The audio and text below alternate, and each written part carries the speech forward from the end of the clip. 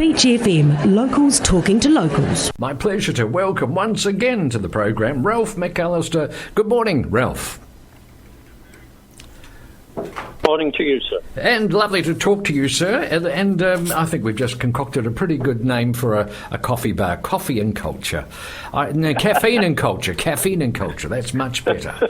So we've done our thing for the day. Mind you, you have a very, I wonder if it is a pleasant task, this reviewing of one of them. As many of your listeners will know, John, one of them means he must be queer, he must be gay. Yes. And this man, Michael Cashman, who's just published his autobiography, is an example of the courage of people like him who, as a child, was seriously abused when he was 7 or 8 years old. Yes. He had a talent for singing and dancing, and at the age of 8 or 9, he started appearing in the West End as a member of the chorus of Oliver, the line above. Oh. He then was given the role of Oliver, and then, of course, his whole professional career started.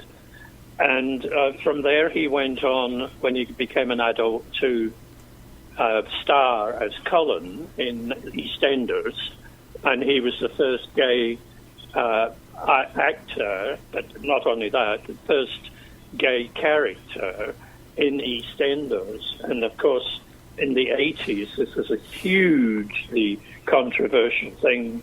All the Mary Lighthouses and the news of the world said this was corrupt and filth, and it should be banned, or the EastEnders should be kicked out. The attitudes, of course, were extremely extreme, actually. So one of them shows that he wasn't only a child star, but in later part of life, he was unashamedly gay. He would not compromise on it, fell in love, and was together with his partner for 31 years. He not only triumphed over the poverty of the East End, he triumphed over the prejudice. He became a leading figure in the LGBT movement.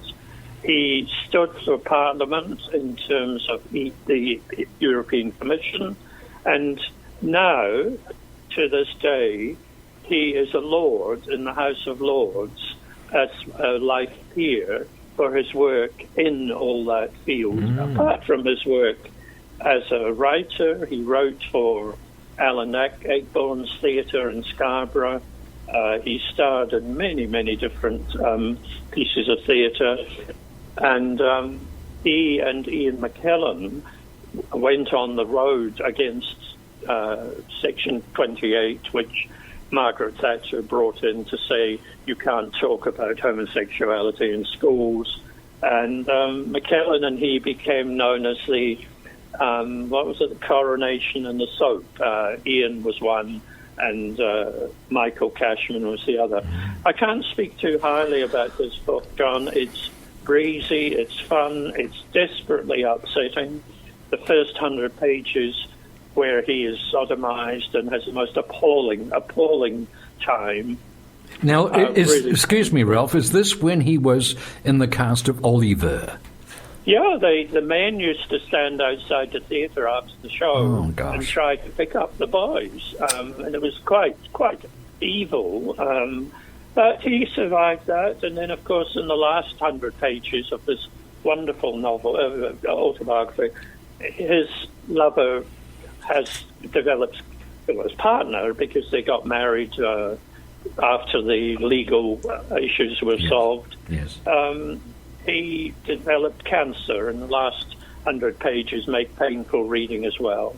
It's a human, wonderful story of heartbreaking, shocking, and yet he finishes by saying, I want to help you all I can, and so the best I can do is love you.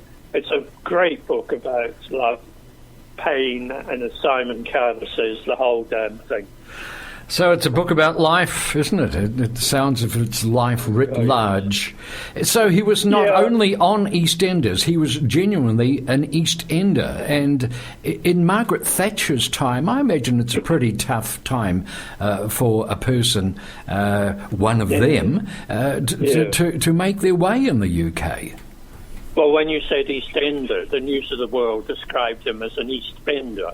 Yes, which was precisely. Particularly clever, but also desperately cruel. Yes. He got windows smashed with bricks thrown through them. I mean, it was an appalling time. And I mean, as somebody who was in London and lived through all that period myself, I know exactly what he was talking about. And the fact that he's still here, he's still in the House of Lords, and he's doing wonderful work for the LGBT community even now. It's just a tribute to his tenacity and courage as a human being. Absolutely. His name, Michael Cashman. And when you say he's in the House of Lords, is he Lord Cashman now of something or other? Lord Cashman of the East? That's right. He was made a life peer by the Labour side of the House of Lords, who were given 3 nominees, and he was one of them. Wow. And he is actually sitting in the House of Lords now, trying to shift some of the entrenched opinions even today. There's a lovely tribute to him by Ian McKellen, by Alan Johnson, by Joe Brand, the comedian, by Armistead Maupin, the wonderful Tales of the City, and even old Sheila Hancock, whom people remember. They all think the book's wonderful, and I just cried last night when I finished it. So I'll go back to the cheery Tudor times for the next week or so. All right. Hilary Mantel, I believe. But more of that later. Michael Cashman, one of them. Very interesting, and I suspect an important book because it chronicles a part of our history which I imagine future generations will have difficulty in coming to grips with. They'll just regard that as the Dark Ages.